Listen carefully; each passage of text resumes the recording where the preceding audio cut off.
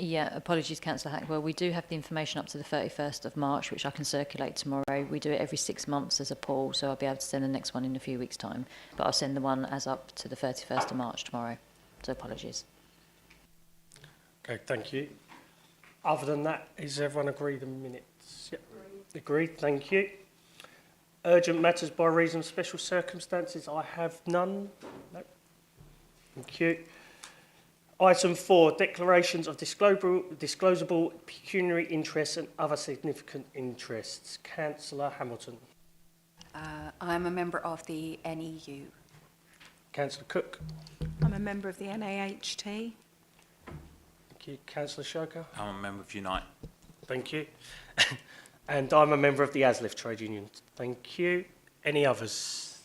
No. Okay, item 5, organisational change. Sam to present, please. Thank you, Chair. This report is a regular report committee receive every 6 months. So the organisational change looks at any organisational change that has taken place between October 24 and March 25.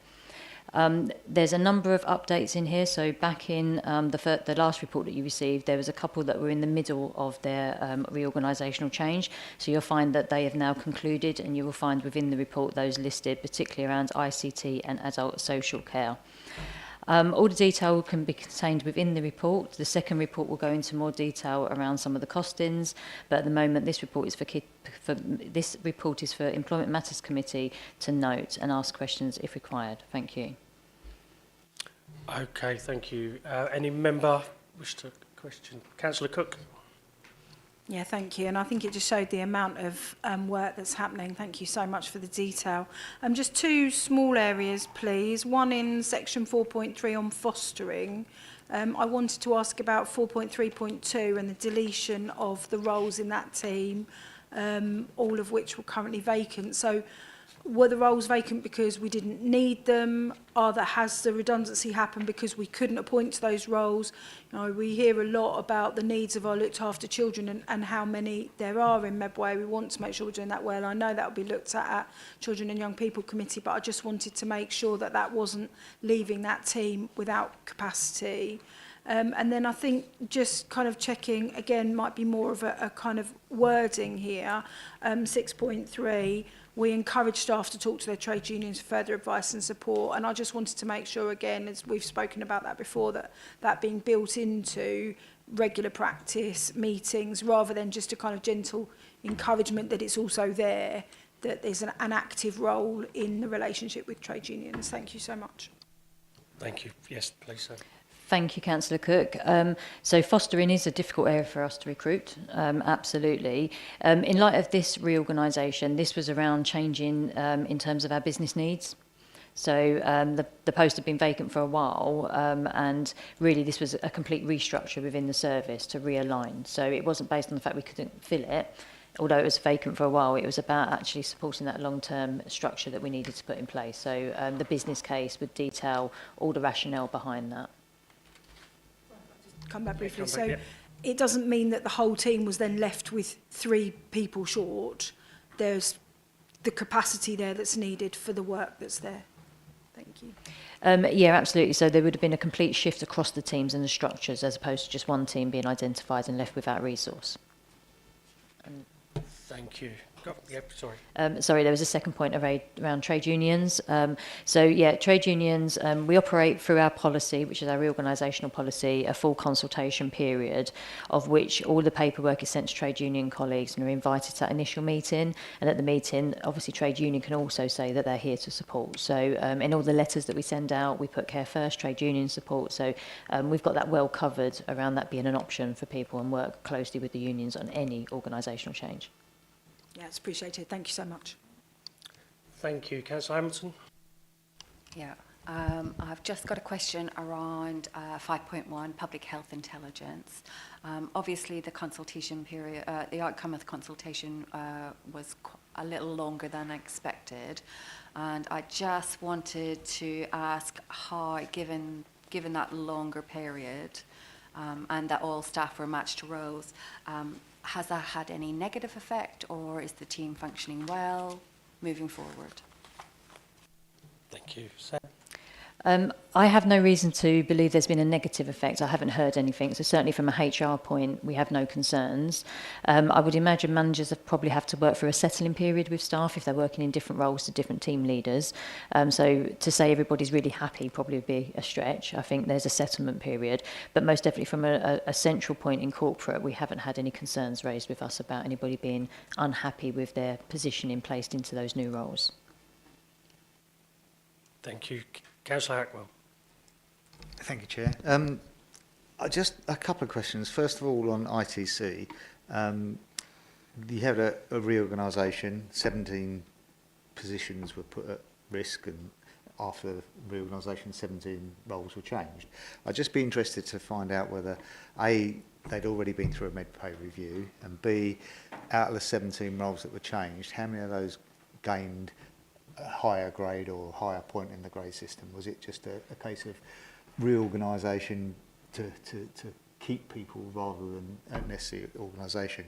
Also, in the preamble, it says in ITC that roles change in 4-year period and things like that. I'd imagine it's a fast-paced changing role, especially with the interaction with AI and things like that coming in now.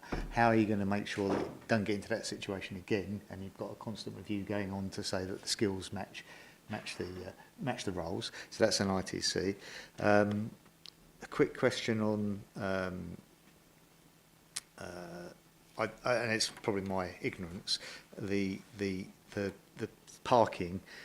Why was the lady not offered redundancy if she couldn't find a suitable role, if her job was being made redundant, and she's leaving by her own accord? I just wonder why it didn't sort of say she was offered other roles, but there wasn't a redundancy. Just some explanation of how the policy works in that. And the bit I was confused on was in the short breaks and supported living. The operational manager post will be advertised internally, and the 3 support workers will be advertised externally. So both questions there. Why wasn't the manager's job offered externally, or the workers' jobs advertised internally? That's my question. Yeah, please, sir.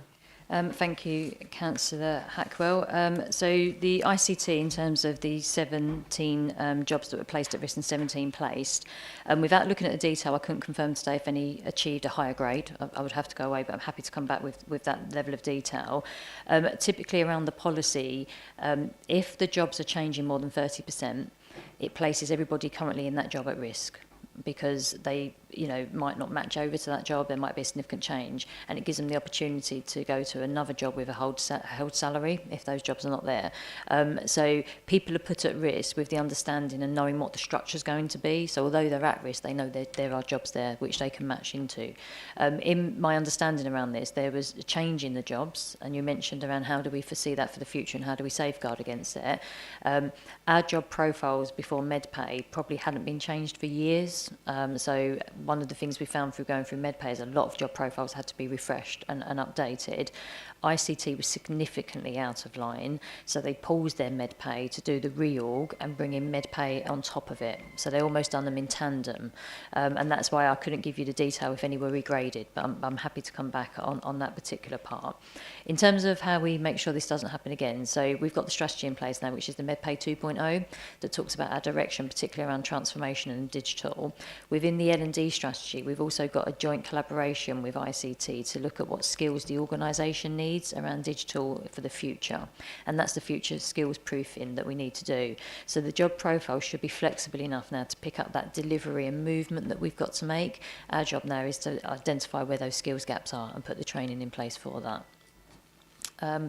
Then you mentioned parking and why the person resigns. So in our policy, if you're offered a suitable alternative and you don't want to take the suitable alternative, then you resign, because you're not going to be made redundant, because we have a job for you that is suitable. And again, suitability comes down to a match in terms of the skills. Now, again, we wouldn't just push somebody in and say, hey, that's a job, you must go and do it, and that's the end of it. We'd give somebody a trial in that job, so both the manager and the individual can trial it and see how it looks. In this particular circumstance, reading by the paper without going into detail, the person declined any match, so they resigned, and that was on their own accord. So it wasn't us not willing to work with them. Yeah. I just imagine that that particular role probably was very locale to where they, and if they'd offered one in, I don't know, Strood and they lived in Raynham, although it was a similar role, it wouldn't be. Is there any limits on geography within in Medway for roles like that? So contractually, we'd have to honour the contract. So if somebody's base was here at Medway, for example, we would be looking to do a match and not change their terms and conditions, or there'd be a negotiation around us paying that travel pay, for example, between that period. So when we're looking at a suitable alternative, it's not to put the individual at detriment at all. And that would be around their contractual terms. I don't know the details of this particular case, but that's the policy position on that one. And again, the short breaks and supported living, typically through policy, we would go internal if we've got succession in place and skills in place, and we'd want to make sure that we're maximising that succession through the organisation and giving people the opportunity. We tend to only go external if we have the lack of succession in place. Now, again, I'm happy to go away and check if that was the case for the supported living workers. Given the vacancies that we have across both children's and adults, I would suggest that we probably didn't have skills that we could move in without creating a problem somewhere else, or on promotion, for example. But I would have to go away and double check that. But typically, externally, if we don't have succession, but if we've definitely got succession, then we'd like to ring fence it to our people to apply to get that progression. Okay, thank you. Any other member? No, okay, thank you. I'll move to the Vice Chair then, please. Thank you. I think the only action I recorded there was some further detail regarding the changes related to the implementation of MedPay within the ICT restructure. And other than that, the committee is asked to note the present position and the support arrangements for staff. Thank you. Thank you. Is that agreed? Agreed. Thank you. Seconded. Right, sorry, second. Thank you. Is that agreed? Yeah. Agreed. Thank you. Okay, thank you. Item 6, early retirement and redundancy payments. Sam again, please. Thank you, Chair. So this paper is in relation to the one that we've just gone through, so it relates to the same period, the October 24 to March 25. It's a report on all the decisions taken in relation to early retirements and severance payments. And committee, again, are asked to note this report in light of some of the detail in the previous report. Sorry, we'll have to take a slight adjournment because there appears to be issues with the streaming. Sorry, sir.